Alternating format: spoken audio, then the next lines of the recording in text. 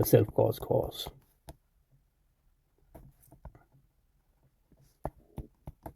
Exclude the effect that the creation.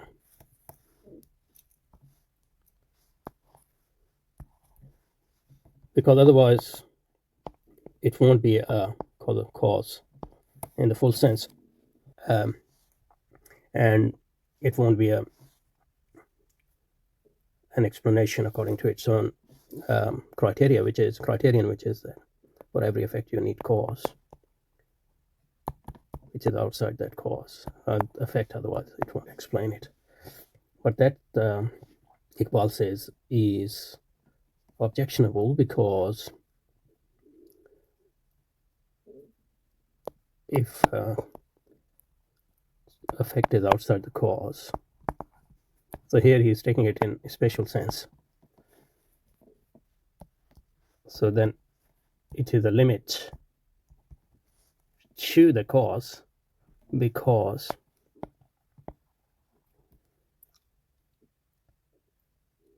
constituting a limit to its own cause reduces to something, because cause is limited by what is outside it.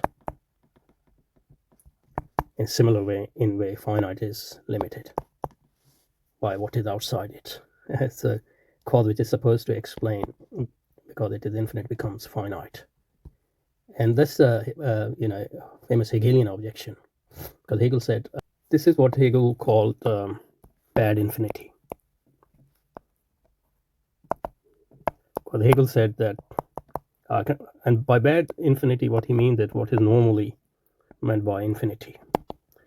And this conception of infinity, according to Hegel, is bad because it's not a positive concept. The concept of infinity is not a positive concept, because it is generated by merely negating finite. So the real concept is finite, and we define infinite as what is not finite, but we don't have any positive conception of infinity. And it is a bad conception because it's a negative concept, and it actually contradicts itself in the sense that, so we define infinity as just, according to Hegel, what is not finite, that is unending. And Hegel argues that this concept of infinity is fundamentally false, because it's not a positive conception. By infinity, we simply mean what is not finite. So infinity is standing in opposition to the finite. But if infinity is standing in opposition to finite,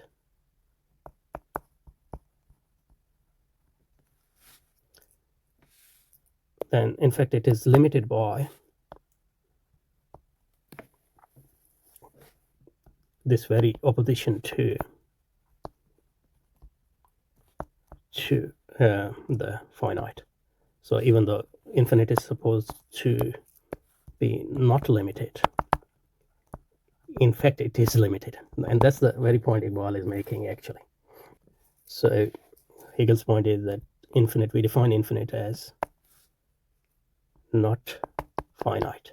Yeah, so that means that this finite is outside the infinite, which means that infinite is limited by finite from outside. That means infinite is finite. So that's a contradiction, and that's what Iqbal was saying. And especially if you, this would, I guess, and his point, Hegel's point and Iqbal's point in a negative conception is generally true, but the physical analogy only seems correct if you conceive finite as finite, and relationship between finite and infinite in a special term. But the general point is, I think, is still valid. So Hegel's point is that, Hegel's and Iqbal's point is that if infinite is limited in this way, then it can't be infinite. So for Hegel, we don't need to go into that, but for Hegel, infinite, true infinite, or genuine infinite cannot be conceived in opposition to the finite. So in a sense, for Hegel, finite and infinite are actually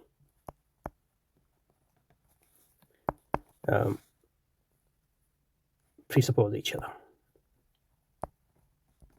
in bad infinity. So good infinity would be the infinity which will understand itself not in opposition to finite, but through finite. So there's no fundamental opposition between finite and infinite in this conception. So just to go back,